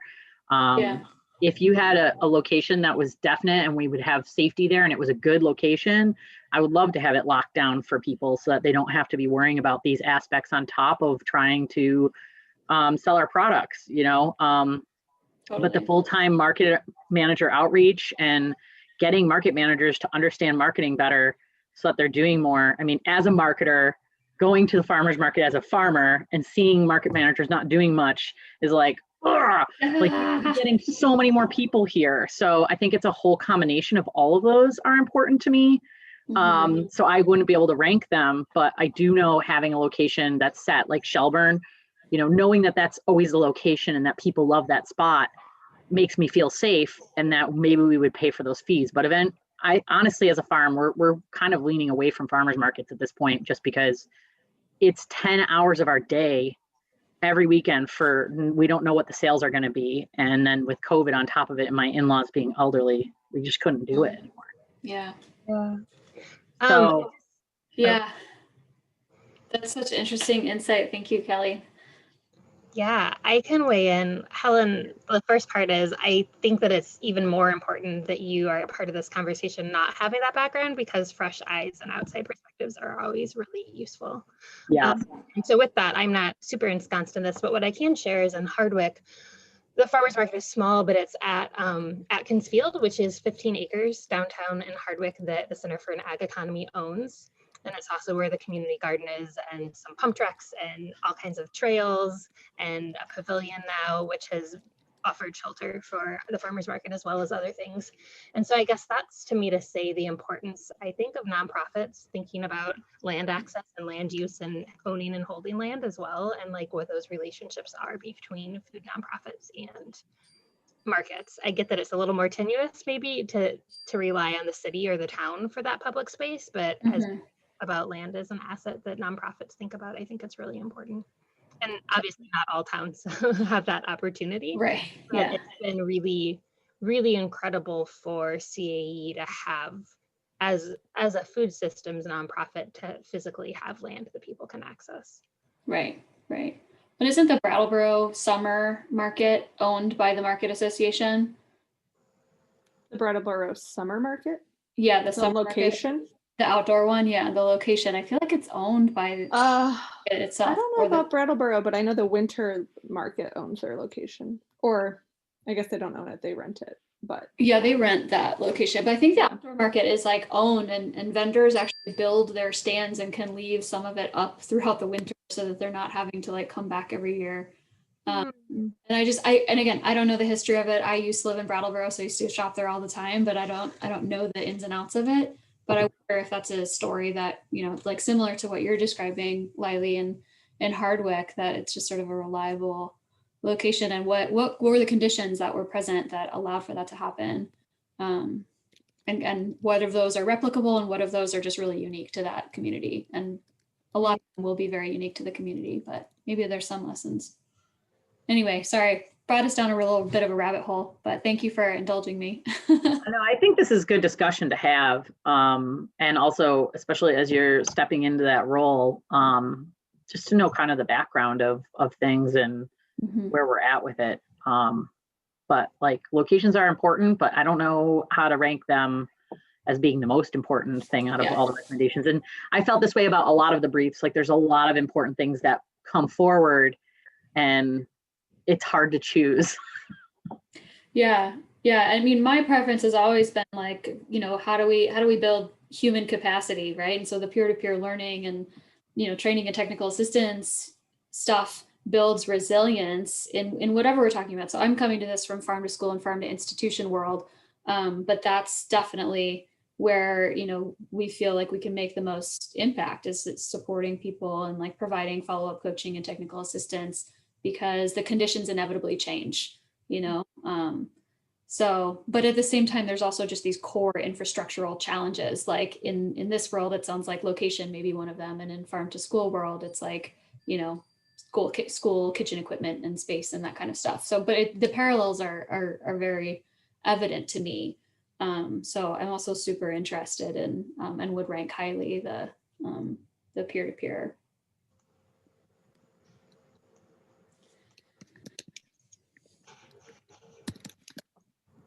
Let's talk real quick. We only have we're almost out of here. Oh no.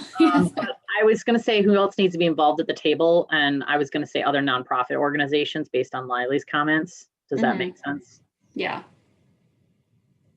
Yep. Okay. And as many of the farmers themselves, you know, that are, which is a no-brainer, but it's always important to just be explicit. I'd add in food producers. I know that there are some differences there. I think the connecting farmers and food businesses more. Yeah, good point. Okay, I added food businesses as well. Okay, bye guys. Thanks everybody.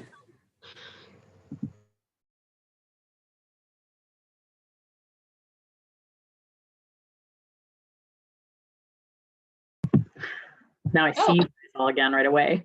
Yeah, it looks like we like, did I screw this up? I don't know. I could have. No, I think we're back in the main room. I guess just other people haven't closed their rooms yet. Here we go. 5 seconds. So, oh, it's so stressful.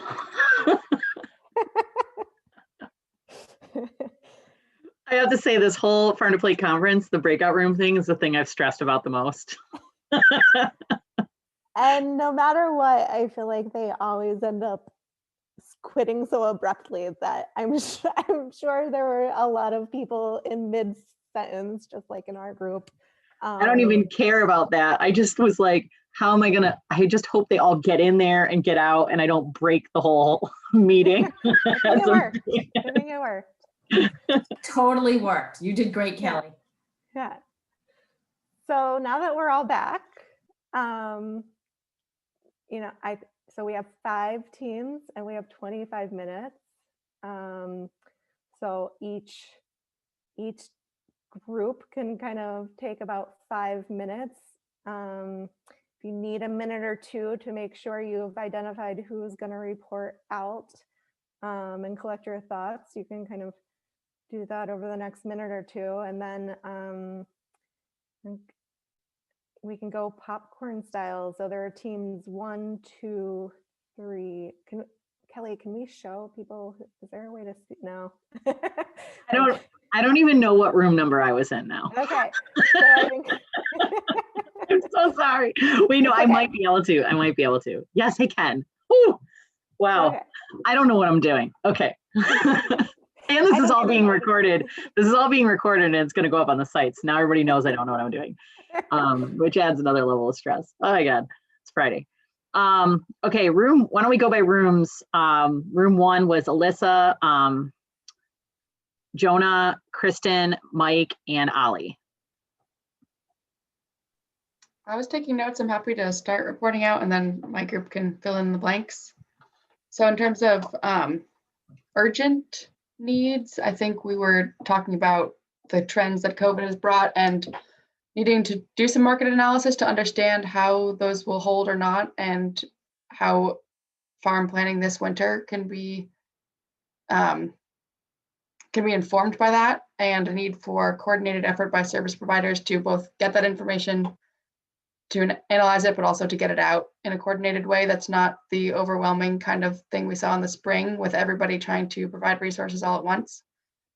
And then sort of from a consumer perspective, thinking that sort of the CSA direct marketing boom that we saw with COVID might hold if the convenience can hold, and that was leading into the importance that we saw long-term of both digital marketing and e-commerce, of making it really easy to purchase things online, but also using social media and updated websites to get people to your physical location with good marketing. So anything anyone wants to add?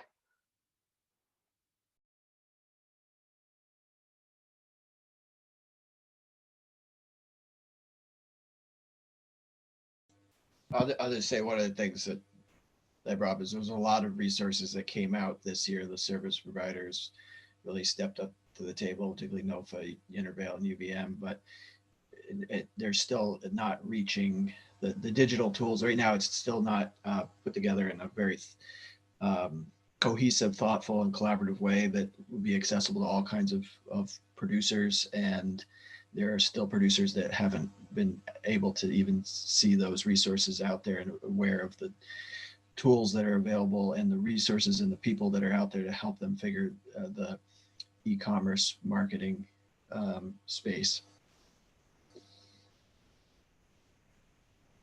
So that's both a short-term and a long-term need.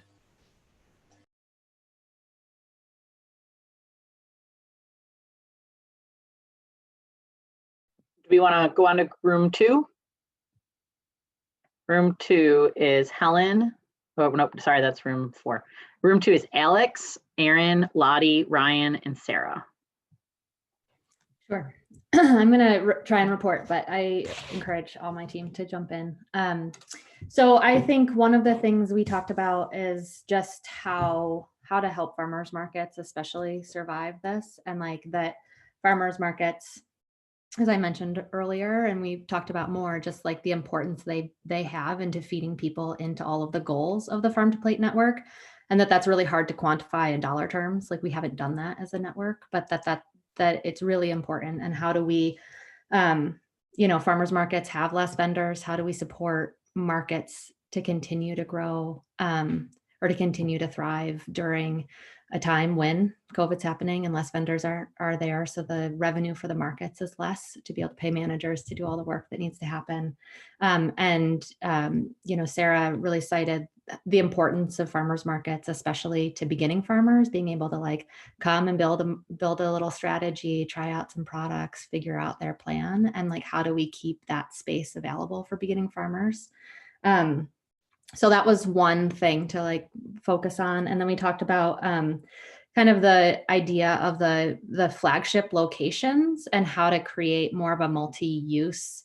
So expanding that recommendation so that it's not just kind of a location for a once a week market, but could it be, I think one of the things a lot of us are impressed about is all of the farm stands that have popped up this year and all of those farms that are aggregating product from their local neighbors and then providing this spot.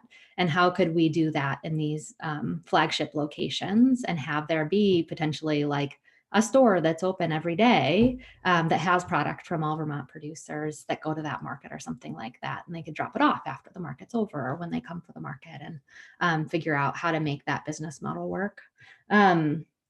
And then, of course, we just talked a ton about marketing. And, right now there's definitely a need for providing technical assistance and marketing to producers and to market managers, but also to many extents, many of those folks are just feeling like they have a fire hose in their face to keep up and they can't take on any extra work. And so it's an opportunity for the network to really double down on the collaborative statewide marketing that the partners and the agencies are doing to really make sure that we're getting the marketing out there, that producers are going to have probably even less capacity to do marketing than they have in the past. And so how do we kind of help make up for that? While at the same time prioritizing getting folks that can take one-on-one technical assistance or, working on resources that have been developed and make sure that we can get that to them too. I think that's what we talked about. Does anyone want to add? Okay. Boom. Awesome. Room 3, Bill, Lindsay, and Lisa. Yes, I'm the designated speaker. So for the short term, there's a lot of similar trends that the first two groups have already spoken about. One of the first things we talked about was the need for relationship building for resiliency and farm viability, and that's related to both the climate crisis and the pandemic. So really reaching across all the scales, much like this farm to plate network already does, but also including the consumers and really building those relationships. Making sure farmers have access to markets. We see that the demand is there. Certain farmers who are more tech savvy are well positioned to pivot, but let's try to get a minimum of at least a website, even if it's not super polished, to all farmers. And let's not put the onus on the farmer to do that. This is a collective responsibility. And maybe they don't want to have their own e-commerce platform. So let's create these collective e-commerce platforms. And that will help create sovereignty across all farmers. And the last thing in the short term was reaching out to farmers for training and networking, much like others have already mentioned. I'm just doing the short term right now, right? Not all of them, right? Nope, you can do all of them. Okay, like long term as well? Yep. Okay. Long term, legislation to become more food sovereign. Let's define food sovereignty and be a lead example to other places in the country and the world. That could be specifically an example would be a right to slaughter on farms and needing CSAs with letting people know that CSAs with animal shares are legal and that can help mitigate the capacity issues in slaughterhouses. Again, we need more consumer demand for those CSAs, again, relationship building. Perhaps we want to get a sociologist expert to weigh in on what changes consumer behavior when we talk about these values, shifting from convenience and price to more of the transparency, authenticity, and social environmental impact. And how can we make sustainable rural living that can be emulated in other places and then also in urban environments? Additional opportunities. We spoke about reaching this middle market of people who don't qualify for 3 Squares or the food shelf, but they also don't have the resources to afford the full retail price at co-ops and farmers markets. How can we target that group of people? They want local food, they can't afford it, but they don't qualify for 3 Squares. How do we reach the homesteaders and the people who are growing food on the side of their main gig is not being a farmer, they don't want to be super commercial, but they still want to be part of our food system. Can we create legislation for a limited liability statute regarding agritourism and people visiting farms, and also limited liability for direct sales, protecting farms if the public wants to visit, and can we do a scientific review to inform? Okay, so this was an interesting point. We think more has changed in the last 8 months in our state's farms and agriculture than maybe perhaps the last 5 years. So who did what? How did it work? Can we quantify this? And just as the conversation was ending, Lisa was saying that there is currently a survey happening at UVM that might address this. And that's kind of where we left off. And then the last question, who's missing? The farmers. But we know that Farm to Plate does offer stipends, but how do we get more farmers and food producers into this conversation? Thanks.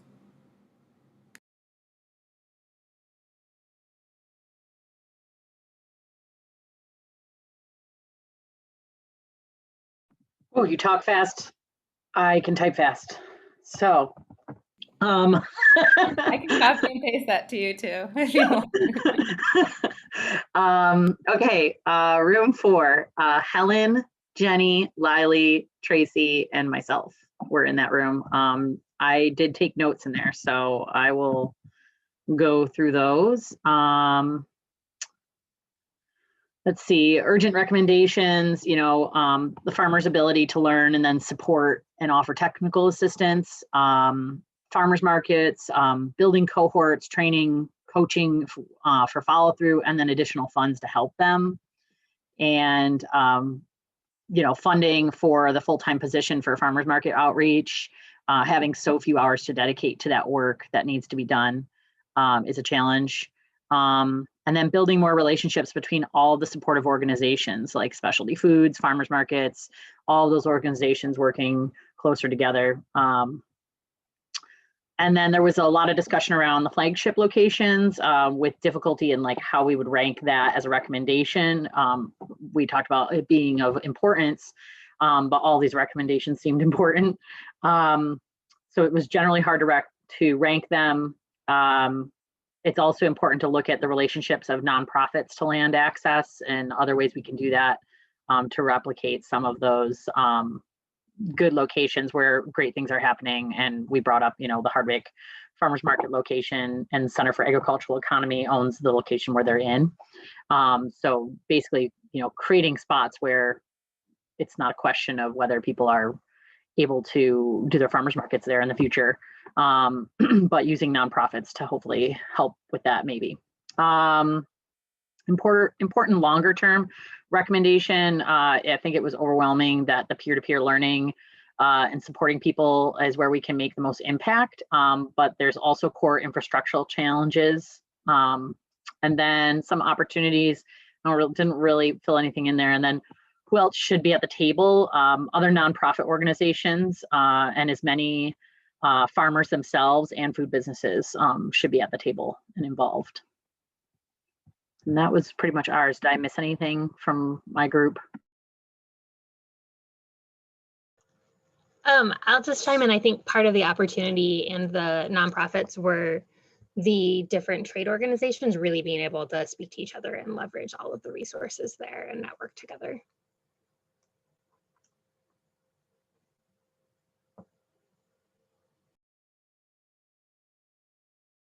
Okay. And then room 5 was Andrew, Ike, Ivy, Miko, and Tara.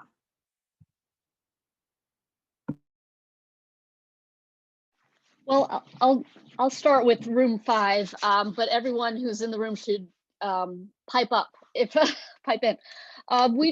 Some of the from the previous groups that have spoken, there's a lot of similarities. More bringing farmers into the conversation, the importance of that, and having them having place at the table to discuss how things should go, in addition to technical assistance on like using new technologies and marketing. The other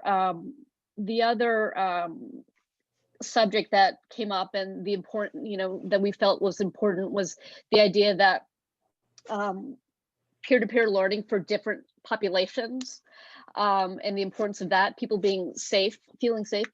And there's another comment here, folks who can facilitate connections among farmers and organizations, the importance of that.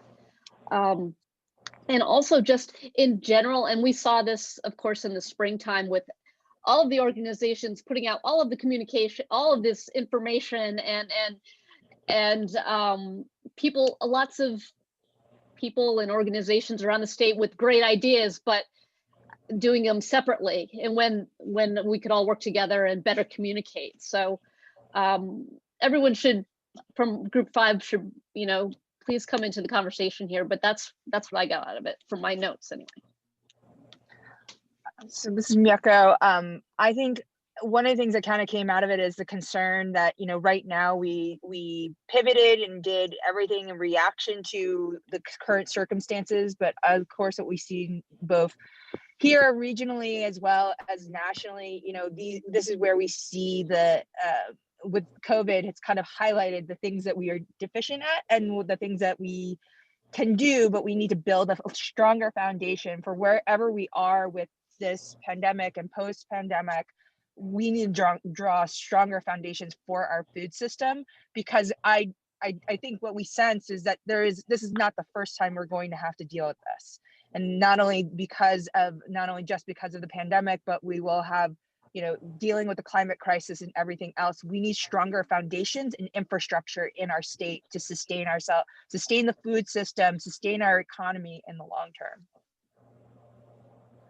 And I'll just jump in on one other point that came up throughout our conversation, which is we were asking a lot of questions about who are we growing food for and who is doing the producing.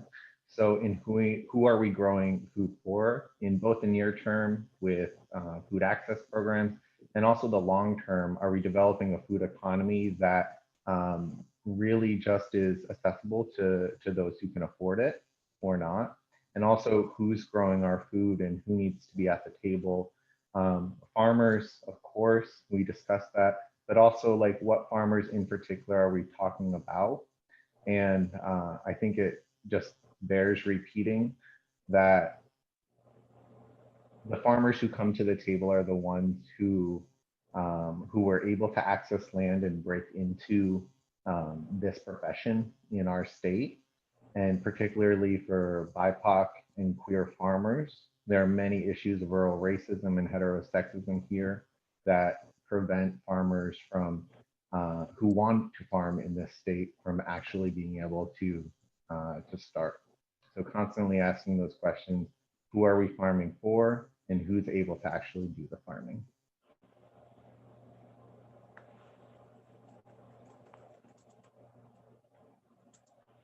I was just going to say, I love that framing to close with. And I feel like I've been hearing the Farm to Plate Network talk about how they're going to address equity and racial justice in the briefs. And I think that's really nice framing that could be kind of overlayered, that, wasn't part of kind of the structure when I wrote the brief last year. But I think it would be a really good addition, a really important addition.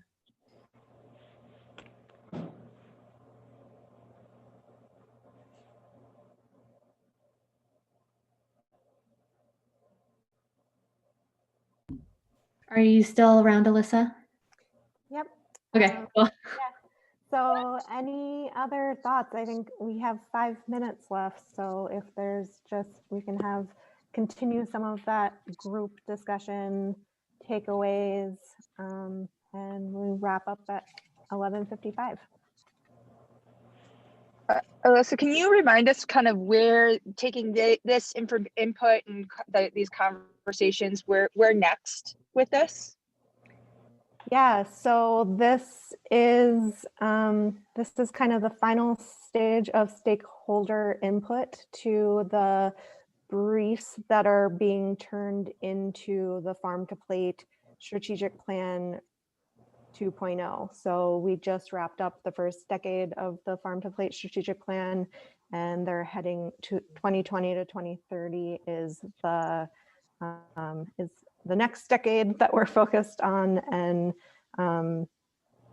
so the gathering was really to get some of the rest of the voices that maybe didn't contribute directly to some of the briefs that are being taken into consideration, and help the network think about what to prioritize, and what everybody involved wants to see happen over the next 10 years. Kelly, I don't know if you could speak to this, but like a question I have about the process is, I mean, it seemed like there's some potential like tweaks or additions to the recommendations that have been written and that were written over a year ago at this point. And is there a process where like they will be tweaked, or will, the briefs kind of stay as they were when they were published, and this feedback will be incorporated into the larger overarching plan? I'm not directly involved with the briefs. I'm working on the finalization of those, but from what I understand is that they are kind of taking our talks and recommendations that we're having and tweaking things at the end. We're currently building the Farm to Plate 2.0 plan. The briefs were really are kind of like an appendix to the actual plan itself. They're helping determine what to put into that Farm to Plate plan. So I believe the actual plan will have these briefs as an appendix to the actual plan. And I'm not sure if the tweaks will be made or not. I would think Jake or Sarah would be a good place to ask that. And I can ask Jake in the chat when we get back into closing remarks so that he can talk about that a little bit further, because I think that would be good to know. But yeah, it was my understanding, and some of them are still in like final stages, and especially that racial equity brief, they ended up going back and making more changes to it. And so that's why we didn't do the talk on that for this gathering. But we are going to have the same type of discussion that we had today on these topics. We're going to do that at a later date for that one. So I think our conversations here are relevant and are getting put into changes. So I'll chime in with one question in the chat, which was Mieko saying, how can we help? And I think being here today and everything that all of you said that was captured in the notes and in the conversation and in the chat, all of that is going back to Farm to Plate. So all of that is super helpful. And if you feel like there's something that hasn't been captured, put it in the chat right now, because that's another opportunity to make sure that it does get captured. And I think, I don't know, do we at Kelly, will this automatically turn off at 11:55? I will be turning you off at 11:55 because I have the power. No, at 11:55, I'll be shutting this down, but I am saving the chat and then also the video file, and then this will go up onto that website too. So, and I'm hoping to have that up like really early, either this weekend or by next week, early in the week. So, but yes, I agree with Lisa. Everything is being shared back to our team, and we're really synthesizing all of the findings that kind of come out of this and all of your input. So you are really helping by being part of it. And also I would say, stay involved in the network. If you haven't been involved in the network previously, and this is your first time at the gathering or something, like stay involved in the working groups and as we move forward, because we need all of your voices to be part of this. And bringing in other new voices that we aren't currently hearing is really important too. And Kelly, I have a question. I don't know if you know the answer, or if it's something to pass up, and maybe Jake can talk on it, but a lot of the producer associations, and there had been some other focus groups that were hosted prior to the gathering, and there was surveying that happened. So one takeaway that I had when I was a part of a few of those conversations was just, if we're prioritizing based on who participated, is there another opportunity to like get those out to people and make sure that everyone knows the importance and that that is kind of a choice to share their voice? I'm not sure at this point if we're going to go back and do another survey, because we had a lot of input, like so many people actually filled out that survey that we originally did. But we'll check with Jake on that when we go back in. I got to get out. Lydia's yelling at me. Okay, we got to go. Bye. Please join the closing remarks, or Jake will be upset. Thanks, and see everyone at the closing remarks. Thank you.